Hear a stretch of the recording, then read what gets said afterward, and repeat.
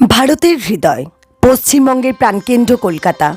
এই শহরের এক পবিত্র কোণে অবস্থিত এক অলৌকিক শক্তিপীঠ কালীঘাট মন্দির। এটি শুধু একটি মন্দির নয়, এটি বিশ্বাসের কেন্দ্র, ভক্তির আগুন আর হাজার বছরের ইতিহাসের এক জীবন্ত সাক্ষী।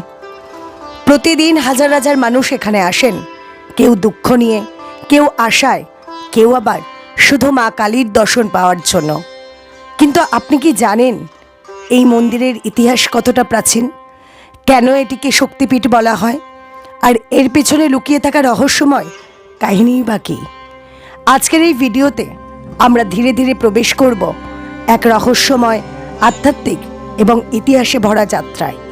কালীঘাট নামটি এসেছে দুটি শব্দ থেকে। কালী অর্থাৎ দেবী কালী, আর ঘাট অর্থাৎ নদীর তীর। একসময় এই মন্দিরের পাশে প্রবাহিত হতো আদি গঙ্গা। সেই নদীর ঘাট থেকেই এই স্থানের নাম হয় কালীঘাট। আজ যদিও সেই নদী অনেকটাই সংকুচিত, তবু এই স্থান আজও পবিত্রতার প্রতীক।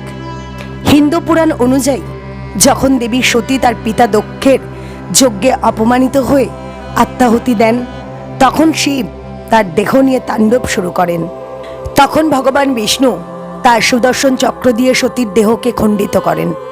যে যে স্থানে সতীর অঙ্গ পতিত হয়েছিল সেই স্থানগুলোই শক্তিপীঠ নামে পরিচিত। বিশ্বাস করা হয় কালীঘাটে পতিত হয়েছিল সতীর ডান পায়ের আঙুল। এই কারণেই কালীঘাট এত শক্তিশালী ও পবিত্র বলে মনে করা হয়। কালীঘাট মন্দিরের সঠিক প্রতিষ্ঠা কবে হয়েছিল তা নিয়ে ইতিহাসবিদদের মধ্যে কিছু মতভেদ আছে। তবে ধারণা করা হয় প্রাচীনকালে এখানে একটি ছোট্ট কুঁড়েঘরের মতো মন্দির ছিল, যেখানে স্থানীয় মানুষরা মা কালীর পুজো করতেন। সময়ের সাথে সাথে সেই ছোট্ট পূজাস্থান ধীরে ধীরে রূপ নেয় এক বিশাল তীর্থস্থানে। একটি জনপ্রিয় লোককথা অনুযায়ী একজন সাধক, যিনি গভীর জঙ্গলে তপস্যা করছিলেন, তিনি একদিন স্বপ্নে মা কালীর দর্শন পান। মা তাকে নির্দেশ দেন, এই স্থানে আমার পূজা শুরু করো, এখানেই আমার শক্তি বিরাজ করছে। সেই থেকেই শুরু হয় কালীঘাটের পূজার প্রচলন। কালীঘাট শুধু একটি ধর্মীয় স্থান নয়, এটি মানুষের বিশ্বাসের কেন্দ্র।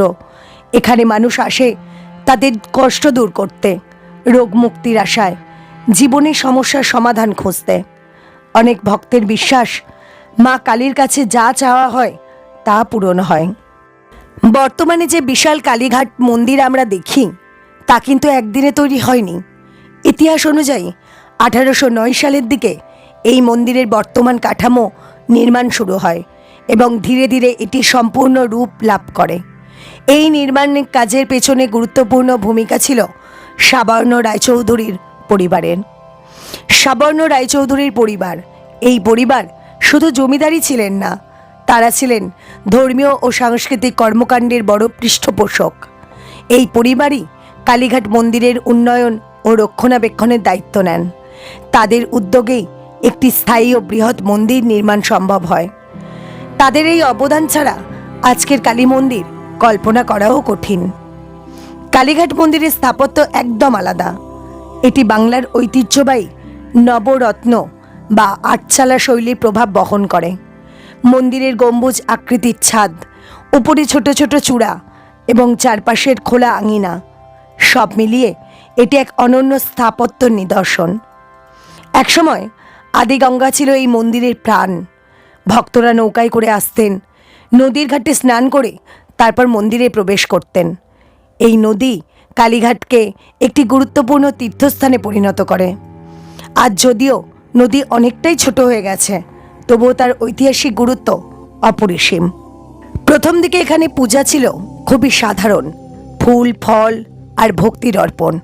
কিন্তু সময়ের সাথে সাথে নিয়মিত আরতি, বলি প্রথা, বিশেষ উৎসবের আয়োজন, সব কিছু মিলিয়ে পূজার ধরন আরও সমৃদ্ধ হয়। সময়ের সাথে সাথে কালীঘাট মন্দির হয়ে ওঠে এক সাংস্কৃতিক কেন্দ্র। এখানে শিল্প, সঙ্গীত এবং লোকসংস্কৃতির বিকাশ ঘটে। বহু সাধক ও কবি এখানে এসে অনুপ্রাণিত হন।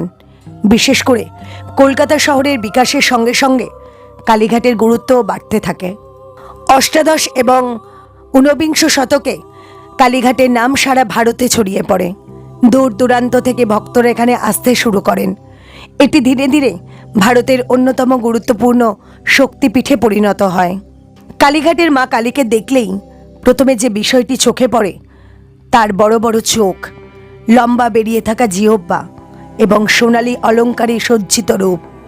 এই রূপটি শুধু ভয়ঙ্কর নয়, বরং গভীর প্রতীকী অর্থ বহন করে। মা কালীর জিহ্বা কেন বেরিয়ে থাকে? পুরাণ অনুযায়ী যখন মা কালী অসুরদের বিনাশ করছিলেন, তখন তিনি এতটাই ক্রোধে উন্মত্ত হয়ে পড়েন যে পুরো বিশ্ব ধ্বংসের মুখে পড়ে। তখন ভগবান শিব তার পথ রোধ করতে সামনে শুয়ে পড়েন। মা কালী ভুলবশত শিবের ওপর পা রাখেন এবং লজ্জায় তার জিহ্বা বেরিয়ে যায়। এই ঘটনায় কালীঘাটের মূর্তিতে প্রতিফলিত হয়েছে। মা কালীর বড় বড় চোখ সবকিছু দেখার প্রতীক, সত্য মিথ্যার পার্থক্য বোঝার শক্তি এবং সর্বদা ভক্তদের রক্ষা করার প্রতিশ্রুতি। অনেক ভক্ত বিশ্বাস করেন মা সব দেখছেন, তাই কেউ তার কাছে মিথ্যা বলতে পারে না। কালীঘাট মন্দিরে এমন অনেক ঘটনা প্রচলিত যা আজও মানুষের মনে বিস্ময় সৃষ্টি করে। অনেকেই দাবি করেন মা কালীর কাছে প্রার্থনা করলে অসম্ভব কাজও সম্ভব হয়ে যায়। কেউ চাকরি পেয়েছেন, কেউ অসুস্থতা থেকে সুস্থ হয়েছেন, আবার কেউ জীবনের কঠিন সমস্যার সমাধান পেয়েছেন। এই বিশ্বাসই কালীঘাটকে এত জনপ্রিয় করে তুলেছে। যখন ভক্তরা মন্দিরে প্রবেশ করেন, তখন তারা শুধু একটি মূর্তি দেখেন না, তারা অনুভব করেন এক অদ্ভুত শক্তি, এক অজানা শান্তি এবং এক গভীর আস্থা। অনেকেই বলেন মা যেন সরাসরি আমাদের দিকে তাকিয়ে আছেন। কালীঘাটের মা কালী শুধুমাত্র ধ্বংসের প্রতীক নন, তিনি নতুন সৃষ্টিরও প্রতীক। তিনি অশুভ শক্তির বিনাশ করে শুভ শক্তির পথ তৈরি করেন। এই কারণেই তাকে বলা হয় শক্তির উৎস, জীবনের রক্ষাকর্ত্রী। কালীঘাট মন্দিরে প্রতিদিন খুব নিয়ম মেনে পুজো করা হয়। দিন শুরু হয় ভোরবেলায় মঙ্গল আরতি দিয়ে। তারপর দেবীকে স্নান করানো হয়, নতুন পোশাক ও অলঙ্কারে সাজানো হয়। এরপর শুরু হয় ভক্তদের জন্য দর্শন। মা কালীর কাছে প্রতিদিন নানা ধরনের ভোগ দেওয়া হয়, ফল, মিষ্টি, ভাত, ডাল, বিশেষ দিনে খিচুড়ি বা পায়েস। অনেক ভক্ত নিজের ইচ্ছায় ভোগ নিবেদন করেন, কারণ তাদের বিশ্বাস মা যা দেন তা অনেক গুণে ফিরিয়ে দেন। অনেক ভক্ত নিজের ইচ্ছায় ভোগ নিবেদন করেন, কারণ তাদের বিশ্বাস মা যা নেন তা অনেক গুণে ফিরিয়ে দেন। কালীঘাট মন্দিরে একটি প্রাচীন প্রথা রয়েছে, পশু বলি, বিশেষ করে ছাগল। এই প্রথা বহু বছর ধরে চলে আসছে এবং এটি ধর্মীয় বিশ্বাসের অংশ। তবে আধুনিক সমাজে এই বিষয়টি নিয়ে অনেক বিতর্কও রয়েছে। কেউ এটিকে ঐতিহ্য মনে করেন, আবার কেউ এর বিরোধিতা করেন। তবুও এই প্রথা আজও নির্দিষ্ট নিয়মে পালন করা হয়। দিনের বিভিন্ন সময়ে মন্দিরে আরতি হয়, সকাল, দুপুর, সন্ধ্যা। বিশেষ করে সন্ধ্যার আরতি, ঘণ্টার শব্দ, ধূপের গন্ধ আর ভক্তদের জপ সব মিলিয়ে এক অপার্থিব পরিবেশ তৈরি করে। কালীঘাট মন্দিরে বছরের বিভিন্ন সময়ে বড় বড় উৎসব পালিত হয়। সবচেয়ে বড় উৎসব হলো কালী পূজা। এই দিনে মন্দিরে লক্ষ লক্ষ ভক্তের ভিড় হয়। সারা রাত ধরে পূজা ও আরতি চলে, পুরো এলাকা আলো ও ভক্তিতে ভরে ওঠে। দুর্গাপূজার সময়ও কালীঘাটে বিশেষ পূজা করা হয়। মা দুর্গা ও মা কালীকে একই শক্তির রূপ হিসেবে দেখা হয়, তাই এই সময়ও ভক্তদের ঢল নামে। দীপাবলির রাতে মন্দিরে এক অপূর্ব দৃশ্য দেখা যায়। চারিদিকে প্রদীপের আলো, ভক্তদের প্রার্থনা আর এক অদ্ভুত শান্তি। যারা একবার কালীঘাটে যান তারা শুধু দর্শন করেই ফিরে আসেন না, তারা অনুভব করেন একটি গভীর শক্তি। অনেকেই বলেন মনে হয় মা আমাদের ডাকছেন। অনেক ভক্ত বছরের পর বছর ধরে এখানে আসেন, কারণ তাদের বিশ্বাস এখানে এলে মন শান্ত হয়। কালীঘাট মন্দির শুধু পুজোর স্থান নয়, এটি ধ্যান ও আত্মিক শক্তির কেন্দ্র। এখানে দাঁড়ালেই মনে হয় সব দুঃখ যেন ধীরে ধীরে দূরে সরে যাচ্ছে। এই অনুভূতি কালীঘাটকে অন্য সব মন্দিরের থেকে আলাদা করে তোলে। কালীঘাট মন্দিরের আশেপাশে জন্ম নিয়েছিল এক বিখ্যাত শিল্পধারা, কালীঘাট পটচিত্র। এই পটচিত্রগুলো সাধারণত কাগজে আঁকা হয়, উজ্জ্বল রং ব্যবহার করা হয় এবং খুব সহজ রেখায় গভীর অর্থ প্রকাশ করা হয়। প্রথম দিকে এই চিত্রগুলিতে দেখা যেত মা কালী, হিন্দু দেবদেবীর ছবি, পুরাণের গল্প। কিন্তু সময়ের সাথে সাথে সমাজের বিভিন্ন দিক, ব্যঙ্গচিত্র, ব্রিটিশ শাসনের প্রভাব সব কিছুই এই শিল্পে ফুটে ওঠে। এই পটচিত্র তৈরি করতেন স্থানীয় শিল্পীরা, যাদের বলা হতো পটুয়া। তারা মন্দিরে আসা ভক্তদের কাছে এই ছবি বিক্রি করতেন। এইভাবেই তাদের জীবিকা চলত এবং এই শিল্প ধীরে ধীরে জনপ্রিয় হয়ে ওঠে। একসময় এই কালীঘাট পটচিত্র শুধু কলকাতাতেই সীমাবদ্ধ ছিল, কিন্তু পরে এটি বিদেশীয় জনপ্রিয় হয়ে ওঠে। বিভিন্ন মিউজিয়ামে এই চিত্র সংরক্ষিত হয়। আজ এটি বাংলার ঐতিহ্যের একটি গুরুত্বপূর্ণ অংশ। কালীঘাটের মন্দির একটি ব্যস্ত জীবন্ত এলাকা। মন্দিরের চারপাশে ফুলের দোকান, প্রসাদের দোকান, ধর্মীয় সামগ্রীর বাজার, সব মিলিয়ে এক আলাদা পরিবেশ তৈরি হয়। যারা মন্দিরে আসেন তারা শুধু পুজো করেন না, তারা কেনাকাটাও করেন। স্মৃতিচিহ্ন হিসেবে কিছু নিয়েও যান। মা কালীর ছবি, পূজার সামগ্রী, পটচিত্র, এইসব জিনিস কালীঘাটের বাজারে সহজেই পাওয়া যায়। কালীঘাট এমন একটি জায়গা যেখানে ধর্ম, শিল্প ও সমাজ একসাথে মিশে গেছে।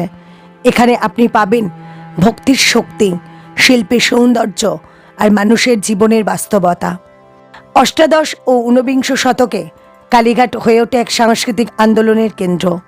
অনেক কবি, লেখক ও শিল্পী এখানে এসে অনুপ্রাণিত হয়েছেন। এই কারণেই কালীঘাট সাংস্কৃতিক দিক থেকেও অত্যন্ত গুরুত্বপূর্ণ। আজকের দিনে কালীঘাট আরও আধুনিক হয়েছে, পর্যটকদের সংখ্যা বেড়েছে, কিন্তু তার ঐতিহ্য এখনও অটুট। পুরনো বিশ্বাস, পুরনো প্রথা আর সেই একই ভক্তি, সব কিছু আজও একইভাবেই চলেছে। কলকাতার ব্যস্ত জীবনের মাঝখানে কালীঘাট এক আশ্চর্য জায়গা, যেখানে কোলাহলের মাঝেও শান্তি আছে, যেখানে ভিড়ের মাঝেও একাকিত্ব খুঁজে পাওয়া যায়, যেখানে মানুষের বিশ্বাসই সবচেয়ে বড় শক্তি। কালীঘাটকে শুধু একটি ধর্মীয় স্থান হিসেবে দেখলে ভুল হবে। এটি একটি শক্তির কেন্দ্র, যেখানে ভক্তি ও বিশ্বাস মিলিত হয়ে সৃষ্টি করে এক অদ্ভুত শক্তি। অনেকেই বলেন এখানে এলে মনে হয় মা নিজেই আমাদের সঙ্গে কথা বলছেন। কালীঘাটে শুধু পুজোর জায়গা নয়, এটি মানুষের জীবনের অংশ। কেউ নতুন কাজ শুরু করার আগে এখানে আসেন, কেউ দুঃসময়ে আশ্রয় খুঁজতে আসেন, কেউ আবার শুধু কৃতজ্ঞতা জানাতে আসেন। এই মন্দির মানুষের সুখ দুঃখের সাথী। এই মন্দির আমাদের একটি বড় শিক্ষা দেয়, বিশ্বাসই সবচেয়ে বড় শক্তি। যখন মানুষ ভক্তি নিয়ে কিছু চায়, তখন সেই ইচ্ছা পূরণের পথ নিজেই তৈরি হয়। এই কারণেই কালীঘাট আজও এত জনপ্রিয়। কালীঘাটের মন্দির আমাদের শেখায়, জীবনে যতই সমস্যা আসুক না কেন, আশা হারানো যাবে না। অন্ধকারের পরে আলো আসে, ধ্বংসের মধ্য দিয়েই নতুন সৃষ্টির জন্ম হয়। ঠিক যেমন মা কালী, তিনি ধ্বংস করেন আবার নতুন জীবনও দেন। সময়ের সাথে সাথে অনেক কিছু বদলেছে, শহর বদলেছে, মানুষ বদলেছে, কিন্তু কালীঘাটের শক্তি ও গুরুত্ব আজও একই রয়ে গেছে। এটি অতীত, বর্তমান ও ভবিষ্যতের এক সেতুবন্ধন। কালীঘাটকে শুধু শব্দে বোঝানো যায় না, এটি একটি অনুভূতি, একটি বিশ্বাস, একটি আধ্যাত্মিক যাত্রা। যে একবার এখানে এসেছে সে কখনো এই অভিজ্ঞতা ভুলতে পারে না। আজকের এই ভিডিওতে আমরা চেষ্টা করেছি কালীঘাট মন্দিরের সম্পূর্ণ ইতিহাস, এর রহস্য, আধ্যাত্মিকতা ও গুরুত্ব সহজ ভাষায় আপনাদের সামনে তুলে ধরতে। আশা করি এই যাত্রা আপনাদের ভালো লেগেছে এবং আপনাদের মনে এক নতুন অনুভূতি তৈরি করেছে। ভিডিওটি যদি ভালো লেগে থাকে তাহলে ভিডিওটিতে একটি লাইক করবেন, কমেন্ট করে জানাবেন আপনি কি কখনো কালীঘাটে গিয়েছেন। চ্যানেলটি সাবস্ক্রাইব করবেন এবং ভিডিওটি বন্ধুদের সাথে শেয়ার করবেন। মা কালীর আশীর্বাদ সবার উপর থাকুক। আপনার জীবন ভরে উঠুক সুখ, শান্তি এবং সফলতায়। জয় মা কালী।